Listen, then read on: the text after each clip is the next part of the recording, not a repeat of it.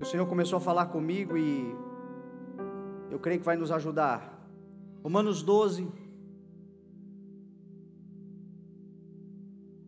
diz assim a palavra: portanto, irmãos, rogo-lhes pelas misericórdias de Deus que se ofereçam em sacrifício vivo, santo e agradável a Deus.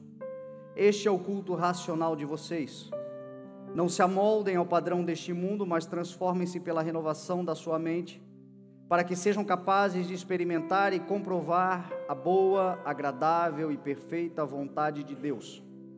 Por isso, pela graça que me foi dada, eu, Paulo, digo a todos vocês: ninguém tenha de si mesmo um conceito mais elevado do que deve ter. Ao contrário, tenha um conceito equilibrado, de acordo com a medida da fé que Deus lhe concedeu. Amém? Pai, nós cremos absolutamente na Tua palavra. Senhor, o Senhor disse que a carne não produz nada que se aproveite. Então eu te peço, Senhor, que tudo aquilo que for natureza humana, ímpeto humano, obras da carne, até mesmo na mensagem e entre nós, que tudo isso, Senhor, caia por terra e que fique somente aquilo que procede do Teu Espírito. O Senhor disse: as minhas palavras são Espírito e vida. Que o Teu Espírito Santo avive em nossos corações, Senhor, a Tua poderosa palavra, para que nós saiamos daqui certos de que já vencemos o maligno, já vencemos o mundo, já vencemos a oposição, já vencemos a adversidade por meio daquele que nos amou, o Senhor Jesus, que nos fez, que nos garantiu, que nos constituiu, que nos estabeleceu mais do que vencedores. Que a Tua palavra, Senhor, se manifeste sobre as nossas vidas em nome de Jesus, na prática, no dia a dia. É a oração que nós clamamos aos céus, é a súplica dos nossos corações, Senhor. Levanta neste lugar uma igreja poderosa, poderosa em ações, poderosa em palavras, poderosa no reino de Deus, poderosa, Senhor, na manifestação do Teu reino, poderosa para a glória do Teu nome, em nome de Jesus. Amém. Graças a Deus. Amém. Essa semana, eu acho que foi na sexta-feira, nós estávamos indo para a casa do pastor Fabiano, e aí, andando ali na Rua Brusque, passamos na frente de uma loja de bicicleta, e o meu filho Bernardo disse assim: aquela bicicleta está me chamando. E aí, bem na hora que ele falou aquilo, eu me lembrei e comecei a refletir sobre uma realidade que nós estamos vivendo atualmente, e que, se nós não cuidarmos, vai nos deformar ou nos fazer tomar a forma do mundo, que é exatamente aquilo que Paulo em Romanos 12 diz: não vos conformeis, não se amoldem, não tomem a forma do mundo, mas transformem-se pela renovação da vossa mente. Pelas misericórdias de Deus, eu suplico a vocês que vocês se ofereçam ao Senhor como sacrifício vivo, santo e agradável a Deus. Esse é o culto racional de vocês. E quando ele falou isso, eu me lembrei na hora da realidade atual desta geração, do povo e da geração do século 21. Nós somos uma geração, isto já comprovadamente, uma geração de consumo. Os nossos pais, os nossos avós, fizeram parte de uma sociedade, de uma geração de produtividade, uma geração de produção. Nós somos a geração do consumo.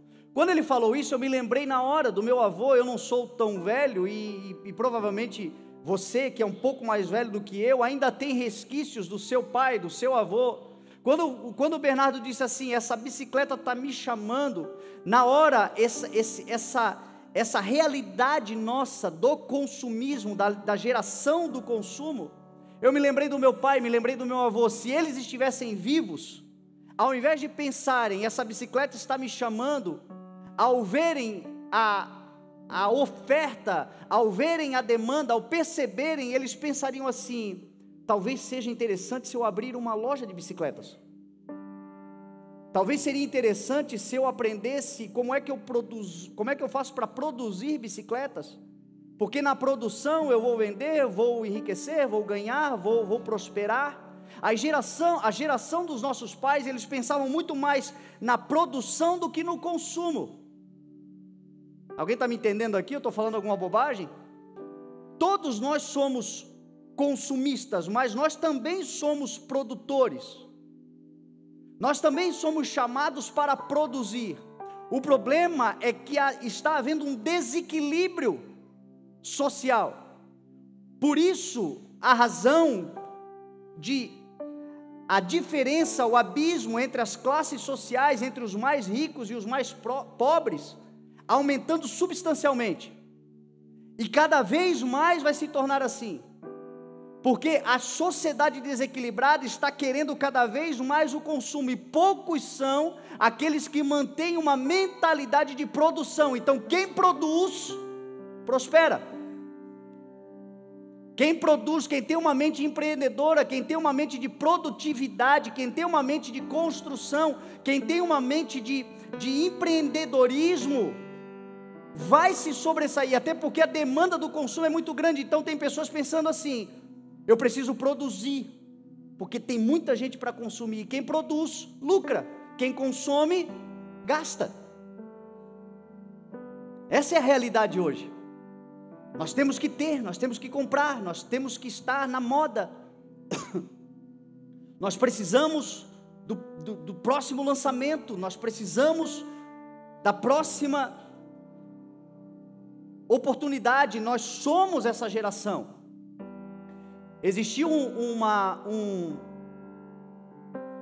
sociólogo, filósofo, já falecido em 2017, chamado Zygmunt Bauman, que ele falou sobre a sociedade líquida.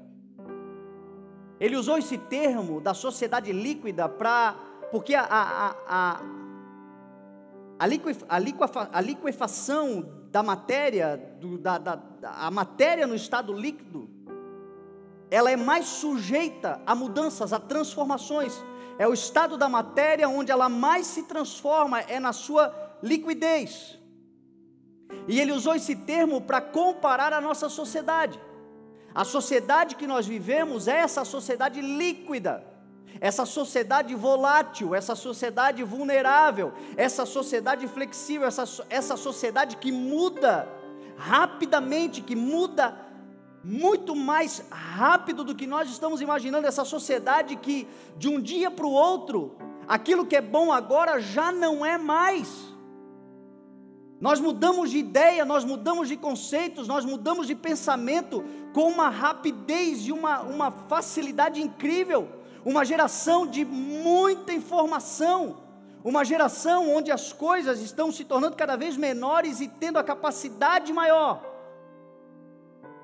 E isso vai gerando muita informação, mas pouca comunicação. A sociedade líquida, você vê muito isso, por exemplo, nos relacionamentos. Na sociedade líquida, o amor, ele é relativo. O amor, ele serve, ou ele é bom até uma oportunidade melhor. O amor hoje, muitas vezes, os relacionamentos hoje estão ligados aos bens de consumo. Nós estamos com alguém, nós estamos nos relacionando com alguém, e eu digo aqui o amor de um homem com uma mulher, eu digo aqui o amor fraterno, o relacionamento. Muitas vezes a nossa sociedade, ela está condicionada a amar até que uma oportunidade melhor de consumo surja. Então eu amo alguém, eu me relaciono com alguém porque existe uma ideia de consumo, existe um relacionamento de bem de consumo, mas a partir do momento que eu conheço alguém que teoricamente pode me oferecer mais, eu abandono. Isso tem acontecido no mundo ou não? No mundo é muito comum, as pessoas estão namorando, arrumam uma namorada e Algumas semanas depois já não quer mais, já não sente mais desejo, já pensa que está perdendo as novidades. O camarada se apaixona por uma menina, é genuíno, mas daqui a algumas semanas ele começa a ver os amigos, e a sensação que ele tem é que ele está perdendo novidades, que ele está perdendo oportunidades. Então essa liquidez das relações humanas vai perdendo então a capacidade de criar raízes, de criar laços. Na igreja não é diferente. Quando a gente traz para o universo religioso, nós percebemos que na própria igreja, os nossos avós, quem aqui tem avós convertidos, quem aqui nasceu num berço de terceira geração de convertido? Seu avô era crente, seu pai era crente.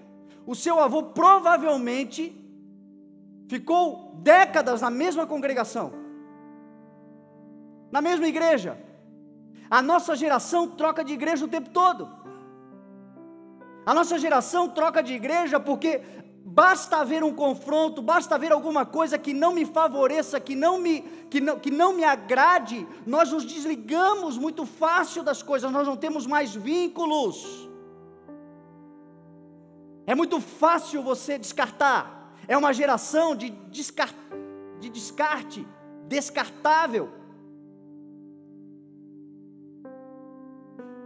E isso está fazendo um mal terrível, você não faz ideia, para a nossa alma. Isso está trazendo a maior parte das angústias que nós carregamos hoje. A própria multiplicação da ciência, as próprias redes sociais, elas tiraram de nós essa necessidade de ir a algum lugar, porque afinal de contas nós conseguimos rodar o mundo com um tablet na mão, com um telefone na mão, nós vamos a todos os lugares. Tem irmãos agora que estão nos assistindo pela internet, que não poderiam estar aqui, por isso a ferramenta, mas tem outros que poderiam estar aqui, mas disseram, vou ficar na internet aqui no conforto da minha casa, eu tenho o culto na palma da mão.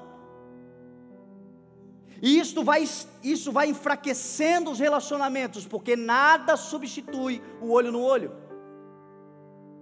nada substitui o toque, nada substitui o caminhar uma milha, o caminhar mais uma milha, o andar dois. A Bíblia diz que o amigo afia o outro amigo, e para afiar tem que ter atrito, tem que andar junto, tem que estar perto.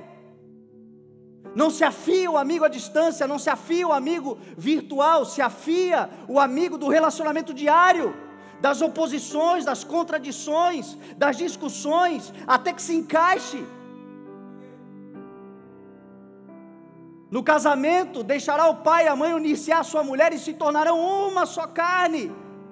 Mas o tornar-se uma só carne é atrito, é contradição, são dias de discussões, é colocar em cima da mesa as vontades, os direitos, os deveres, e entrar num acordo, num comum acordo, e batalhar até que a mente seja transformada, até que haja fusão, até que haja conexão. Isso leva tempo, mas numa sociedade líquida ela não tem tempo.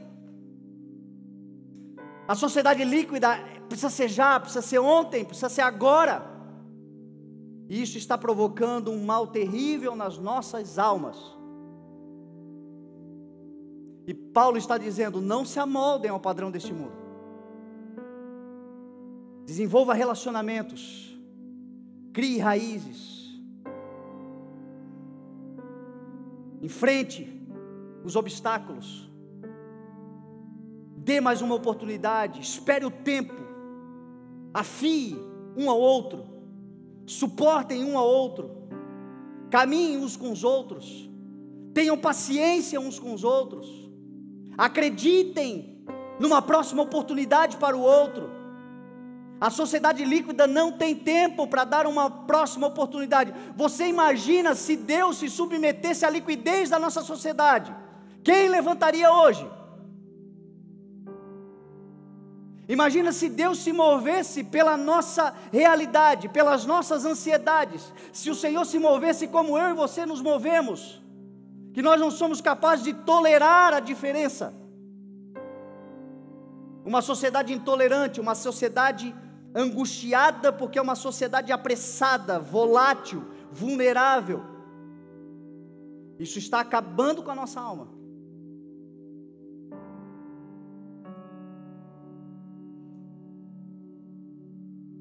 A tecnologia, que a palavra do Senhor diz que nos últimos dias a ciência se multiplicará. Eu estava estudando sobre nanotecnologia, sobre neurotecnologia, sobre biotecnologia. E a ciência se multiplicar não é o problema em si.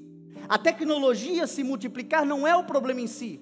Porque a multiplicação, por exemplo, a biotecnologia, eu estava estudando, não vai demorar muito tempo, meu irmão, nós teremos órgãos do corpo humano, tecido do corpo humano, impressos em impressoras 3D. Essa tecnologia já existe, estão apenas aperfeiçoando, estão apenas tornando ela acessível, mas já é uma realidade. Quem diria, meu irmão, eu sou do tempo da impressora, como é que era o nome daquela... Eu sou do tempo ainda do mimeógrafo, para falar bem a verdade. Eu me lembro do mimeógrafo, das provas de mimeógrafo que a professora trazia com cheiro de álcool.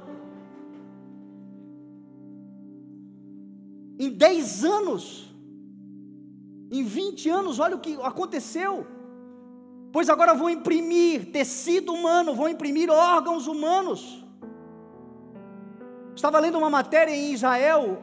Desenvolveram um sistema biônico para os olhos. Pessoas cegas enxergarão com um chip implantado no olho. Nanotecnologia, biotecnologia, neurotecnologia. Salomão vai dizer que não existe nada novo debaixo dos céus, mas tudo que existe hoje já existiu um dia. E você pensa, será que existiu isso um dia?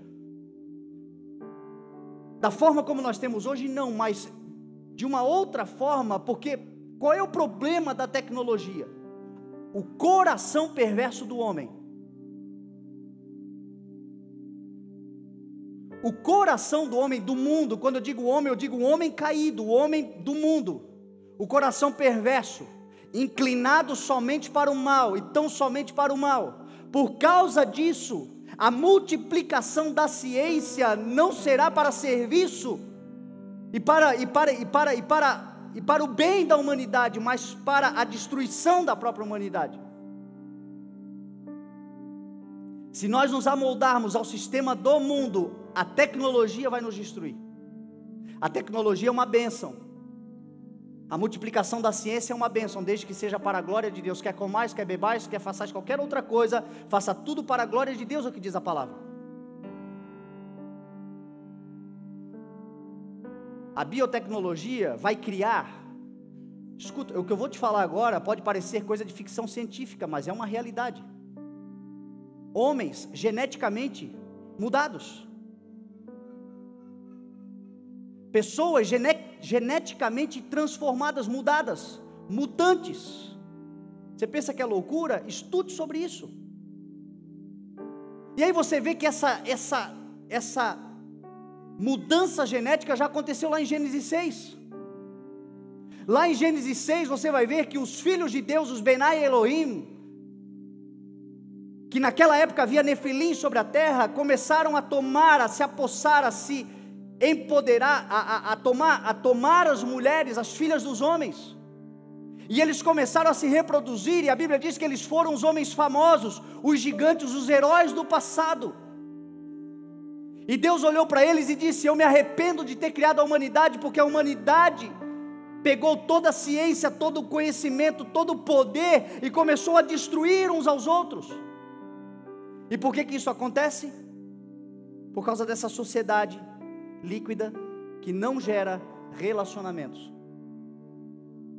Nós temos que cuidar, porque senão nós como igreja seremos assim. Por que você acha que cresce tanto em matéria de número as igrejas do entretenimento?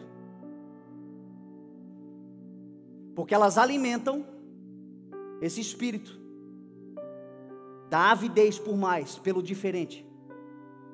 Quando o Senhor me chamou há 8 anos atrás, sem ter noção disso, o Senhor me falou no coração: Fernando, pastoreie uma igreja, traga amigos que você conhece, seja pregador na palavra, alimente o povo, E não faça da igreja uma igreja de entretenimento. Por isso que você vê que dificilmente nós trazemos alguém, salvo festas de aniversário, salvo eventos especiais, porque isso é bom, não tem problema nenhum. O problema é quando a gente estabelece no meio do povo, ou para o povo, aquela igreja, aquele sistema que toda semana tem um cantor famosão, toda semana tem um pastor famosão, toda semana tem alguém da mídia. Ao invés de nós estarmos alimentando os frutos do Espírito, nós estamos alimentando essa inconsistência na alma do ser humano. O Senhor quer que você crie raízes.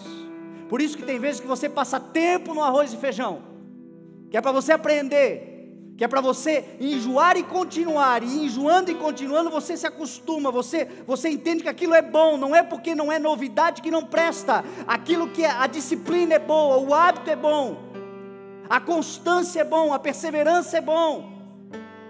É por isso que quando você prega sobre perseverança, as pessoas ficam olhando para você assim, meu Deus, como assim?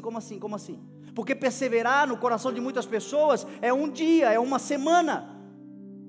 O voto que nós fazemos com Deus hoje é uma semana. E aí como é que eu vou pregar que Abraão esperou 25 anos? Como é que eu vou pregar que José passou 13 anos? Como é que eu vou pregar que Davi, entre ser ungido e tomar posse do trono, levou 15, 16 anos? Como? É um absurdo para uma geração que precisa das coisas para agora, porque está contaminada pela liquidez das relações, tem que ser tudo já. O Senhor não mudou, o Senhor continua o mesmo. Existe um tempo e um modo para todas as coisas que o Senhor faz na terra. Se sujeite ao tempo e ao modo do Senhor, e você vai usufruir de todas as promessas, mas elas não virão na ansiedade daquilo que nós estabelecemos, elas virão no tempo de Deus. Por isso que Deus não atrasa. Deus pode demorar, mas Deus não atrasa. Há muito tempo Deus tem me dado uma palavra: não confunde a demora com atraso. Escreva a visão bem grande, para que todos aqueles que passem correndo vejam. A visão é a promessa, a visão é onde o Senhor quer te levar, a visão é aquilo que o Senhor colocou dentro do teu coração. Escreva, ainda que demore, espere. Não seja líquido, seja consolidado na rocha. O Senhor é rocha, o Senhor é solidez. Ainda que demore, espere, porque certamente ela virá e não atrasará, é o que diz a palavra do Senhor. Ou a gente começa a crer nas promessas do Senhor e entender que nós estamos guardados pelo Senhor, ou nós vamos tomar a forma desse mundo, vamos nos moldar ao sistema desse mundo, e vamos morrer na angústia da alma.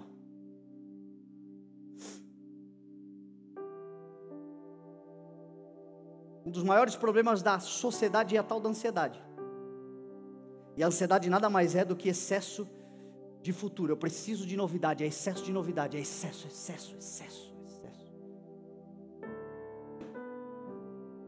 Não se amoldem ao padrão deste mundo, mas transformem-se pela renovação da vossa mente, para que vocês sejam capazes de experimentar e comprovar qual é a boa, qual é a agradável e qual é a perfeita vontade de Deus.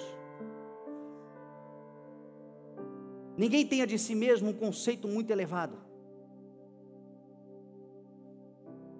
Esse é o problema da nossa sociedade. Um conceito muito elevado de cada um de si mesmo. A gente quer aparecer, porque senão a gente não está na moda. Eu sei, eu tenho um filho adolescente. O tênis, o celular, a mochila, tem que ser condizente com aquilo que os amigos têm, porque se não tem, é excluído. Se não tem, é desvalorizado. Se não tem, é menor do que os outros. E o meu desafio lá em casa é ministrar, é pregar. Não se trata de não dar aos filhos aquilo que a gente pode dar, de não abençoá-los, de não dar a eles. Se trata de não deixá-los ansiosos, angustiados. Se tem, glória a Deus. Se não tem, glória a Deus também. Se pode, louvado seja o Senhor. Se não pode, nu eu nasci, nu eu voltarei, louvado seja o nome do Senhor. Não foi o que Jó disse? Jó teve tudo e perdeu tudo, mas Jó, tendo tudo e perdeu tudo, se manteve íntegro, se manteve justo, se manteve com o coração em paz, apesar das dores, porque não eram as coisas que lhe direcionavam, não eram as coisas que lhe formavam, as coisas lhe serviam. Quer um conselho? Tenha nessa terra tudo o que não tiver você.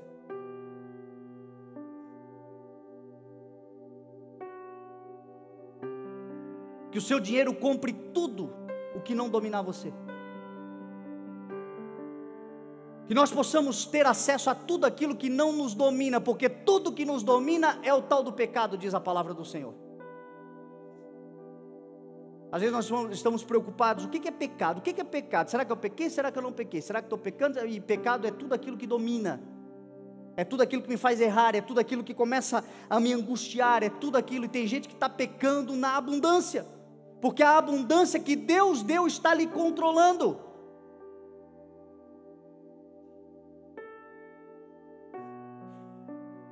Que o Senhor levante uma igreja, meu irmão, que saiba que o Senhor é com ela em todos os momentos, tendo muito ou tendo pouco, louvado seja o nome do Senhor. Que não sejamos dominados pela angústia daquele povo que está se moldando a um sistema mundano que está matando e tirando de dentro de nós aquilo que de mais precioso o Senhor Jesus nos garantiu na cruz do Calvário, a eternidade. A sociedade líquida está perdendo o senso da eternidade. Esta é a promessa que Ele nos fez, a vida eterna. Enviou o seu Filho ao mundo para que todo aquele que nele crê não pereça, mas tenha a vida eterna. Jesus disse: aquele que crê em mim já passou da morte para a vida. Pode descansar, pode relaxar. Aquele que creu em mim, quem aqui creu no Senhor? Você já passou, você já foi feito, você já está justificado, a obra já é completa, então não andem ansiosos por coisa alguma. O que está nos trazendo essa ansiedade, essa angústia, é essa liquidez entrando no nosso meio, enquanto igreja do Senhor.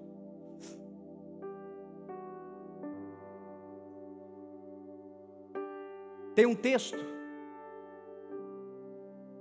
que Pedro escreve, sua primeira carta, no capítulo 5, o verso eu não sei muito bem qual é, mas é logo no início. Pedro começa falando para os presbíteros da igreja, os pastores, para que eles cuidem do povo de Deus, não por obrigação, mas de livre vontade, que eles não sejam dominadores, mas que sejam servos. E aí ele começa dizendo assim: igualmente jovens, sujeitem-se, submetam-se aos mais velhos. Essa palavra, jovens, é neos, e velhos, é presbíteros. Nós sempre usamos esse texto para dizer com relação aos pais e filhos, aos avós e jovens, aqueles que são mais experientes e nos trazem para a nossa casa, para a nossa vida, ouvir os mais velhos. E é também interessante, é também importante, a Bíblia diz: honra o teu pai e a tua mãe, para que tudo te vá bem e tenhas vida longa nessa terra. O melhor pastor que você pode ter é o seu pai, se ele for convertido. Mas o que Pedro está falando é especificamente aos novos convertidos. Jovens aqui são aqueles que nascem de novo, são aqueles que conhecem o Evangelho, são aqueles que são salvos pela graça do Senhor. Pedro está dizendo: jovens, novos, ouçam os presbíteros, ou seja, ouçam aqueles que têm a palavra de Deus, porque aqueles que estão pregando a palavra do Senhor estão sendo levantados por Deus para preservar vocês no meio de uma geração corrompida e depravada. Glória a Deus pela oportunidade que o Senhor nos dá no Brasil. Nós temos liberdade de culto e a palavra poder ser semeada. Glória a Deus que as redes sociais são abertas e a gente vê mensagem para tudo que é lado. Glória a Deus que você pode acessar o YouTube hoje e a palavra de Deus pode ser manifesta, pode ser pregada. Se você der um Google, tem palavra. Se você procurar na internet, tem palavra. Se você for na biblioteca, tem palavra. Aonde você vai, você sabia que a Bíblia Sagrada é o livro mais roubado do mundo nas bibliotecas?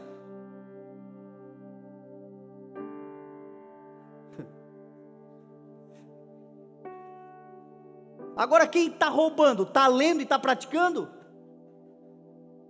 As igrejas estão hiperlotadas e o povo cada vez mais angustiado. A internet é uma facilidade e o povo ansioso. Eu recebo toda semana, crentes, filhos de Deus, salvos, remidos. O sangue de Jesus os purificou de todos os pecados, com vontade de suicídio,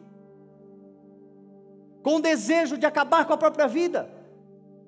Não é brincadeira o que eu estou te falando, meu irmão. Talvez aqui no meio de nós hoje tenha alguns assim. Qual é o segredo para vencer? Sujeitem-se, pelo amor de Deus, em nome de Jesus.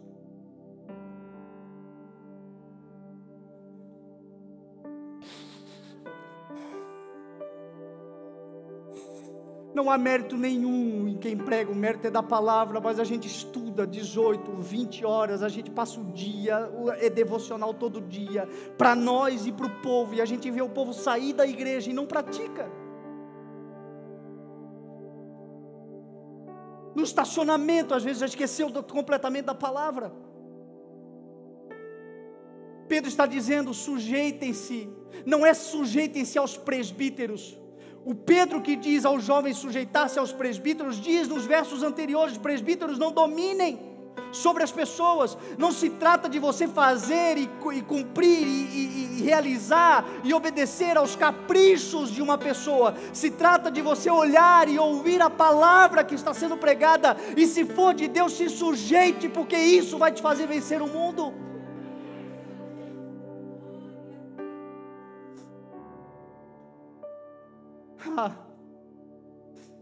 Eu fico olhando os meus avós, talvez você tenha avós crentes, eu fico olhando a geração que passou antes de nós. Você sabe qual era o maior mérito da geração anterior a nossa? O temor. A palavra de Deus era tudo, era inquestionável. Hoje a Bíblia é relativizada por muitos de nós, e aí a gente não sabe por que a gente anda tão angustiado. A gente pega a Bíblia, e a gente começa a ler, isso aqui é para mim, não, isso aqui é para o outro, isso aqui é para mim. Se essa pessoa tinha que ler, aí a gente posta e manda aquele recado assim, com cara de espiritual para o outro, mas nada é para nós. O que nos conforta é para nós, o que nos confronta é para o outro, porque afinal de contas uma sociedade líquida não pode ser confrontada. Você não pode exortar, você não pode corrigir. Aí eu fico lendo aqui, eu leio o que Paulo disse para Timóteo: exorte, corrija, repreenda, com toda a paciência, em amor, mas com a doutrina. Fala, está errado.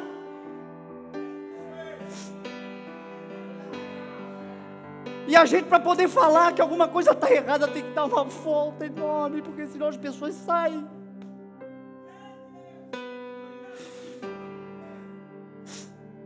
Não se deixam ser corrigidas. Aí a gente vê, a gente está no meio do rebanho, a gente está vendo as pessoas se perdendo, e é teimosia, é insubmissão, não a nós, não é a mim, mas é a palavra de Deus.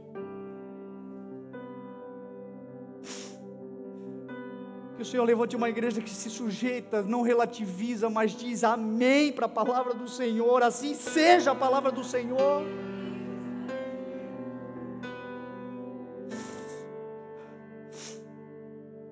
Pedro vai dizer assim: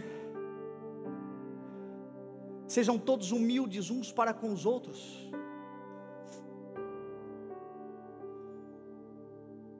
A versão original diz: vistam o avental da humildade. É isso que Pedro estava dizendo. Eu me lembro da época da sandália da humildade. Quem lembra? Na Bíblia, a sandália é da preparação do Evangelho da Paz. E Pedro está dizendo aqui, o avental da humildade. Sejam todos humildes, uns para com os outros.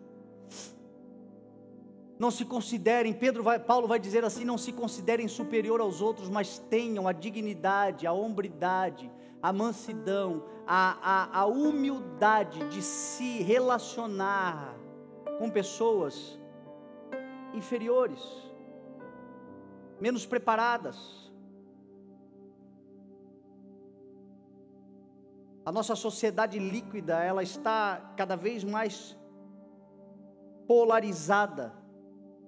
É estratégia de Satanás polarizar, dividir para conquistar. Por isso, guerra de classes, guerras religiosas, guerras de etnias, guerras de filosofias, guerras e guerras e guerras e guerras, e estamos todos divididos, e Satanás unido, ele e o povo dele, porque os filhos deste mundo têm mais prudência no trato uns com os outros. Jesus disse, Satanás não está dividido, porque se ele se dividir, o reino dele não prospera.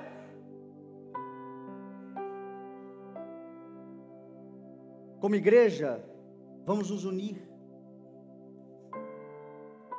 Como povo de Deus, como famílias dessa igreja, famílias, unam-se, marido com a sua esposa, faça as pazes hoje, filhos, façam as pazes com os pais, pais com os filhos, irmãos com irmãos, dentro da igreja, a gente está dividido, a gente está brigado, a gente está cheio da razão, a gente prefere ter razão do que ser feliz.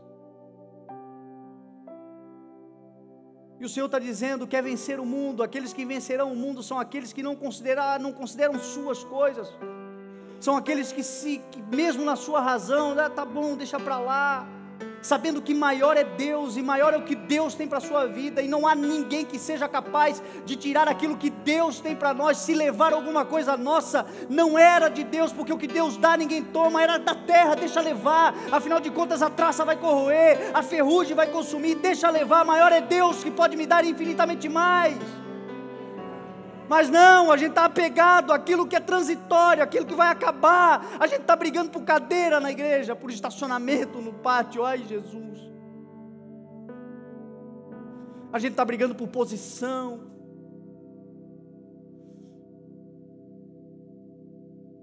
O Senhor está dizendo, sejam todos humildes uns para com os outros, sejam humildes, deixa para lá.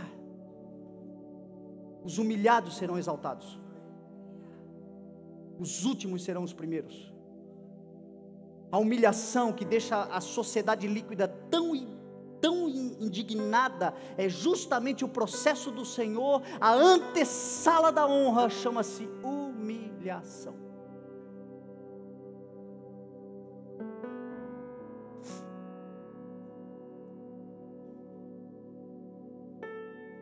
Porque Deus se opõe aos orgulhosos, mas concede graça aos humildes. Eu fico pensando, o que é lutar contra Deus? Porque é a oposição de Deus, é a resistência de Deus, é Balaão, indo a Balaque, e o anjo do Senhor, que é a expressão do Jesus Cristo, parado, e a mula querendo se acabar. Você conhece essa história? Balaão sai para profetizar a favor de Balaque contra Israel, e o anjo do Senhor com A maiúsculo, que é uma manifestação teofânica do próprio Jesus Cristo no Velho Testamento, se coloca, a mula vê, Balaão não vê. A mula começa a desviar, vai para um lado, vai para o outro, vai para o outro, vai para o outro, até que Jesus se coloca entre um lugar onde ela não pode passar, e ela espreme a perna de Balaão na parede, Balaão enche ela de pancada, e ela fala. Deus dá palavra e ela fala. E aí os olhos dele se abrem e ele vê o anjo do Senhor. É assim que a gente está. No orgulho, fazemos o que o coração enganoso nos impele a fazer, e a Bíblia diz que muitos são os planos do coração do homem, mas o que prevalece é ainda o propósito, e eternamente será o propósito do Senhor. Há planos que parecem bem, mas o final conduz à morte, porque eles são feitos no orgulho, eles são feitos no demonstrar que podemos mais, e a Bíblia diz: o Senhor se opõe, mas concede graça aos humildes.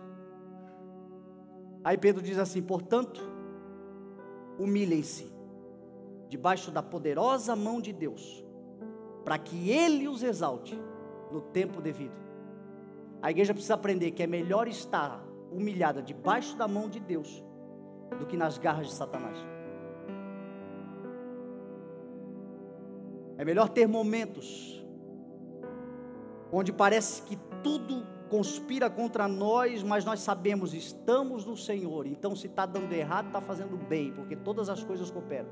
É melhor estar sendo humilhado debaixo da poderosa mão de Deus, é melhor o Senhor estar apertando, provavelmente para te esconder, do que estar nas garras, para que Ele os exalte no devido tempo. Aí olha o que Pedro diz: lancem sobre Ele toda a vossa ansiedade, toda a vossa vulnerabilidade, toda a vossa liquidez. Lancem sobre Ele todos os vossos medos, porque Ele está cuidando de vocês. Você saia daqui nesta noite, se você já esqueceu tudo que eu falei, e o que eu tenho para falar ainda, guarda isso no teu coração. O Senhor está cuidando de você. Lance hoje sobre Ele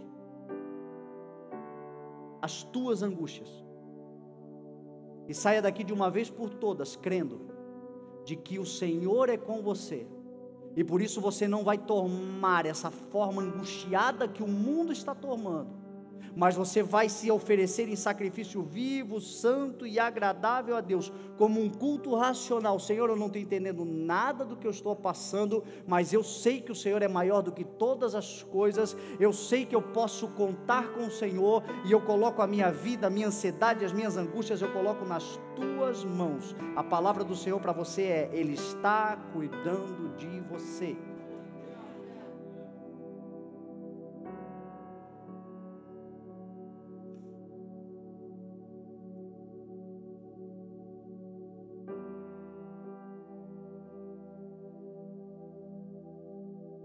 Pedro continua dizendo assim: estejam alertas e vigiem,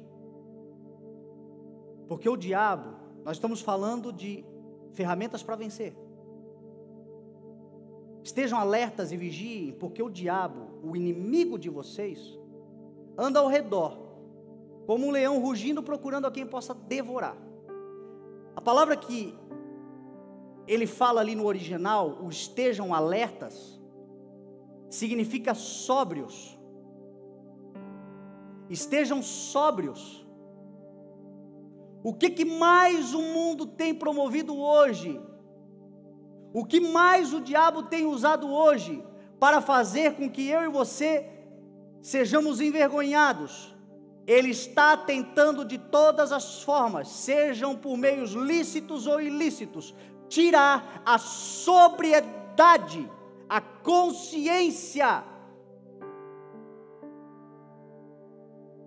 da humanidade.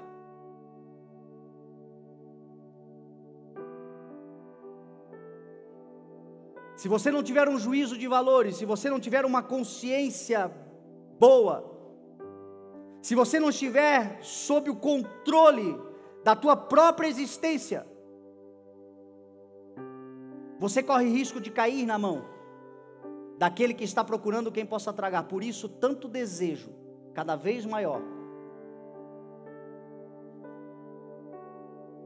de mantermos a nossa consciência num grande barato, numa grande viagem. E o Senhor está dizendo assim: cuidado, estejam sóbrios, cada vez mais esteja no controle. Tudo que for bom, tudo que for lícito, tudo que for do alto, tudo que for nobre, tudo que for digno de louvor, pensem nessas coisas. O Senhor te dá a capacidade de dominar a tua própria mente. A Bíblia diz que nós temos a mente de Cristo, e o Senhor quer nos dar a mente dEle. E o Senhor está dizendo, nesses últimos dias estejam alertas e vigiem. Que o diabo, o inimigo de vocês, pensa numa coisa, meu irmão, o teu inimigo não é a tua esposa, o teu inimigo não é o teu esposo, o teu inimigo não é o teu companheiro de trabalho, o teu inimigo não é o irmão da igreja, o teu inimigo não é aquele que te faz mal, o teu inimigo é o diabo. Aqui, que até nisso é contrário ao mundo, o buraco é bem mais em cima. A nossa luta não é contra a carne nem contra sangue.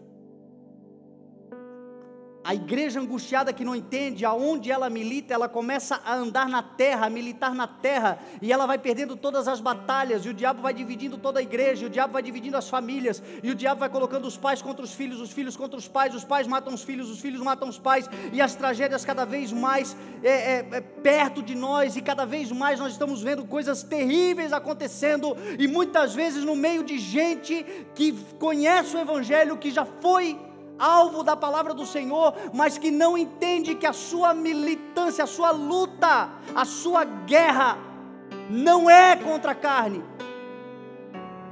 é contra Satanás. E como é que você vence Satanás? Com o seu nome escrito no livro da vida. Só tem uma forma de você vencer, é você ter o seu nome escrito no livro da vida. Uma vez que você pertence a Cristo, o mal não lhe toca. Jesus certa vez disse para os discípulos que estavam felizes da vida porque os demônios haviam submetido a eles, ele disse assim: eu vi Satanás cair dos céus como um relâmpago. Alegrem-se, não porque os demônios se submetem a vocês, mas porque vocês têm o nome de vocês escritos no livro da vida. Certa vez uns filhos de um sacerdote foram expulsar um demônio de uma pessoa, e eles apanharam e saíram nus e feridos, porque eles disseram o seguinte: em nome de Jesus a quem Paulo prega nós te expulsamos. O demônio olhou para eles e disse assim: eu conheço Paulo, Jesus eu sei quem é, mas e vocês quem são? O nome de vocês não está escrito? Se o teu nome estiver escrito no livro da vida, você não tem o que temer, o mal não lhe toca. E isso é uma outra coisa que a igreja precisa aprender. Quem aqui entregou a sua vida a Jesus? Então começa a planejar o futuro, começa a andar com o Senhor, ergue a tua cabeça e lança fora todo o medo, porque Ele tem cuidado de você. Nós vemos uma igreja que diz que entregou para Cristo, crê em Cristo, confessa o nome de Jesus, está lavada, está remida, está protegida, justificada no nome de Jesus, mas morre de medo do que o mal pode fazer contra ela. Ele é um leão que procura quem possa devorar. Aqueles que estão guardados pelo amor do leão da tribo de Judá são intocáveis. E aí a Bíblia diz: resistam-lhe. Para vencer o mundo, resistam-lhe, permanecendo firmes na fé.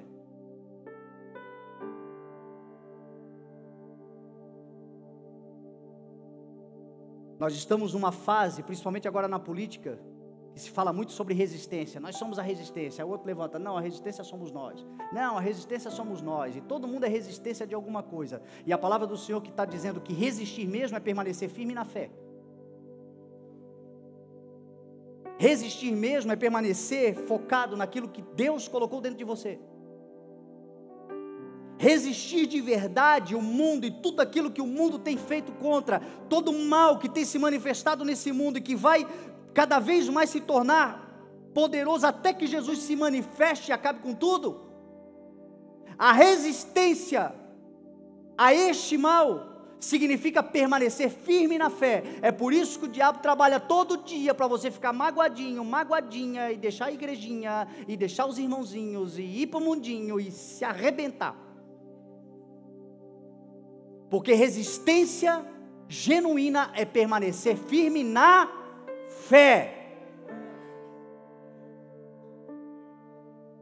E sabendo que os irmãos que você tem, todo mundo estão passando pelos mesmos sofrimentos.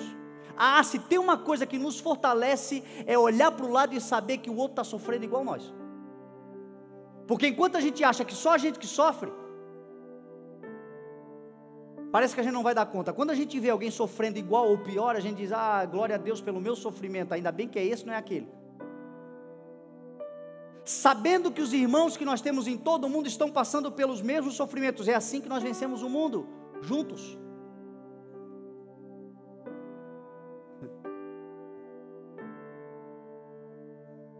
Por isso você pode confiar naqueles que genuinamente entregaram a sua vida ao Senhor e estão caminhando junto com você.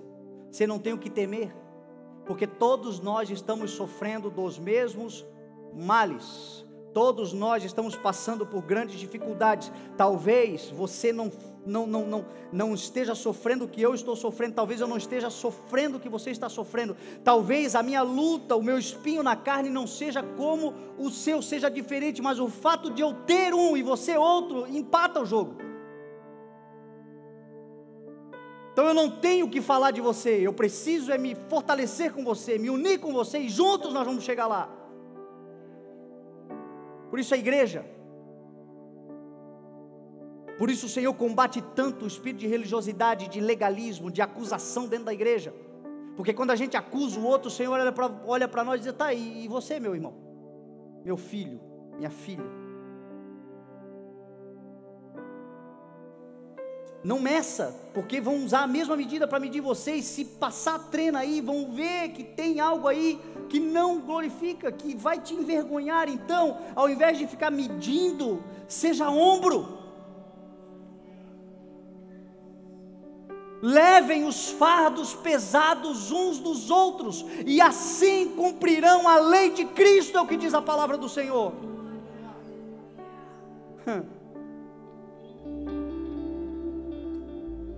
O Deus de toda graça, que os chamou para a sua glória eterna em Cristo Jesus, depois de terem sofrido um pouco de tempo, os restaurará, os confirmará, lhes dará força e os porá sobre firmes alicerces. A Ele seja a glória para sempre. Lá em Hebreus tem um texto que diz assim, pois nós não temos, Hebreus 4,15, pois nós não temos um sumo sacerdote que não possa compadecer-se das nossas dificuldades, fraquezas, mas temos alguém que, assim como nós, sofreu todo tipo de tentação, porém sem pecado. Qual é a tentação que você tem? É vício? Jesus sofreu, porém sem pecado.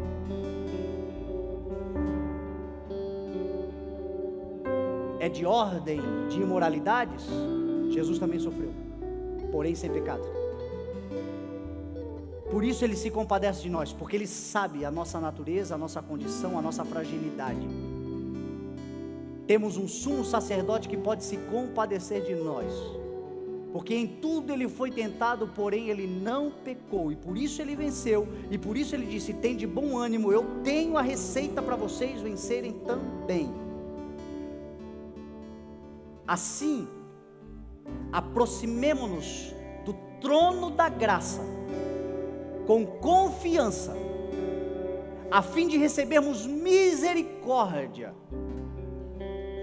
e alcançarmos graça, que nos ajuda em nossas necessidades. Quem aqui tem alguma necessidade? Aproxime-se com liberdade do trono da graça, do trono do favor, do trono da abundância e generosidade sobre aqueles que nem merecem nada do que têm, mas pelo simples fato de saber que tem um sumo sacerdote que se compadece, se aproxima a fim de receber misericórdia. É o Senhor colocando o coração dele na nossa miséria,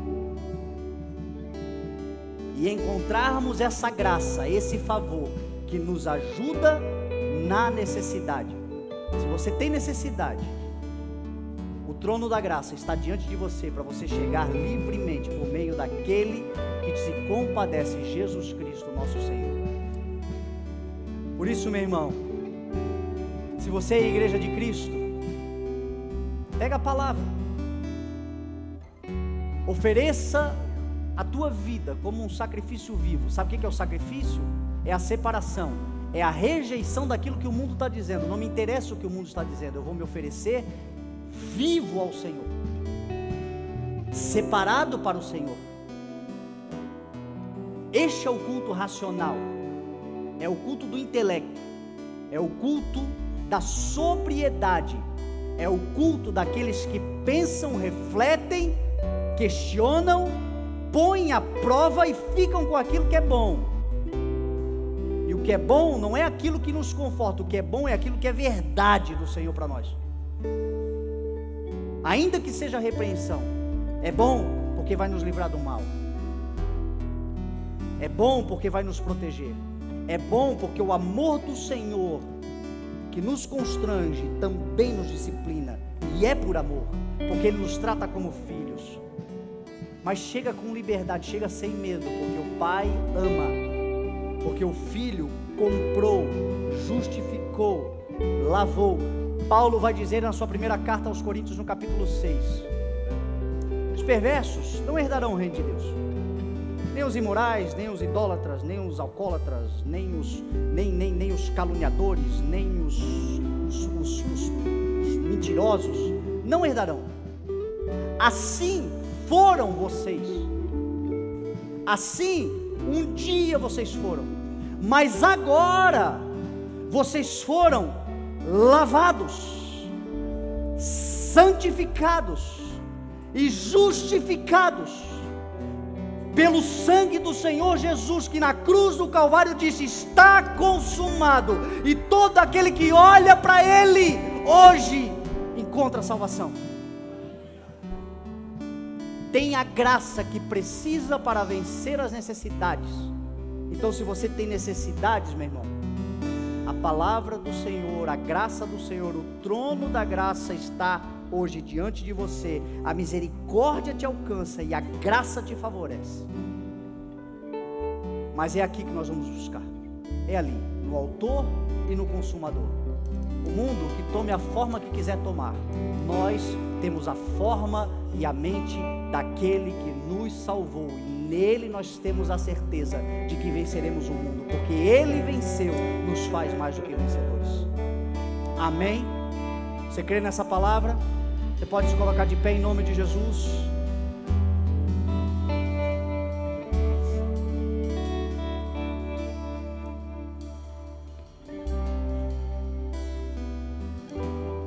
Eu quero orar com pessoas essa noite que tem no seu coração,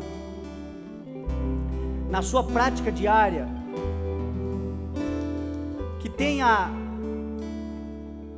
inconstância como uma marca.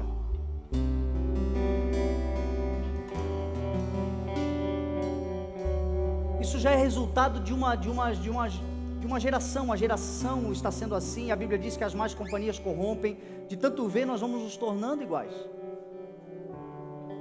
O momento do apelo, ele é uma cultura nossa. Não tem nenhum texto na Bíblia que diz assim, ó, aquele que vem para frente recebe a palavra, e aquele que não vem para frente perdeu a palavra. Às vezes até isso a religiosidade põe, e gera uma ansiedade, uma angústia no coração da igreja que você não faz ideia, porque Deus está falando com o camarada, mas ele não quer vir na frente, não quer, tem um motivo dele, tem a razão dele. Deus conhece o coração, ele não quer, e aí ele vai para casa: eu acho que eu não recebi a palavra, porque eu não fui para frente, eu fui covarde.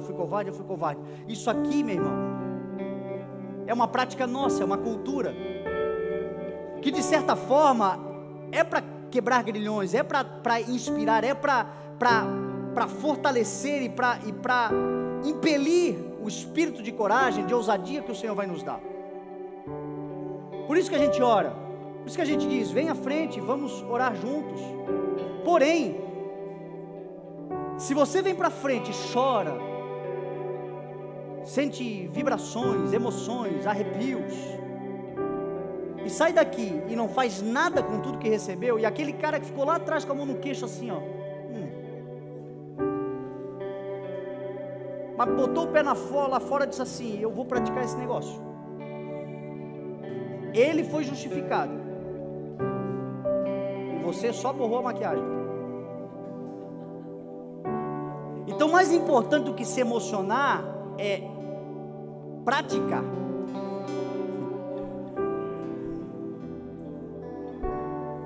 Esse é o culto racional. Não sei quanto a você, quando o Senhor se manifesta, quando o Senhor me pega, eu choro.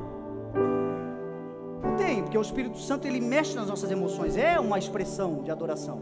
Eu choro também, eu me motivo, eu dou pulo às vezes, e olha que eu sou meio contido, mas quando pega, a gente, quer voar. Entretanto, eu não vivo de emoções. Quem vive de emoções é o Roberto Carlos. Eu vivo de obediência.